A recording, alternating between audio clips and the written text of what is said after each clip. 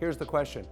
If I said to you, your two closest people you work with, you could pick any of them, do you know their intrinsic motivators? Do you know what would motivate them to work? Whether it's people you manage, if you manage people, whether it's coworkers, how well do you know what gets them out of bed in the morning and why they're motivated to do what they want? Because that's an area, when you talk about the third aspect of emotional intelligence, that motivation piece, people have a hard time knowing what intrinsically motivates them, let alone the people that work for them. And so when people incentivize human beings with bonuses and raises and career growth, which are all great things that most people love, it still might not be their primary motivator. So knowing what intrinsically motivates a human being, that's what gets it done.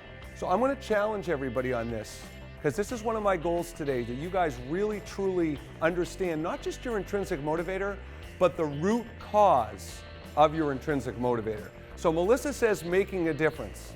Not enough.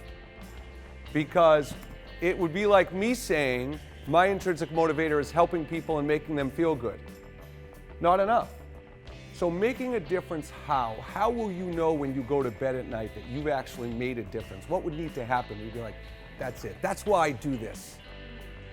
If you know your intrinsic motivator, and if you feel like you're achieving your intrinsic motivator in your job, are you emotionally intelligent enough to remember that motivator when things aren't going well? That's the whole thing about emotional intelligence. It's hard enough to know your intrinsic motivator. It's hard enough to know your coworkers, but then are you able to utilize it to motivate you internally when you need it?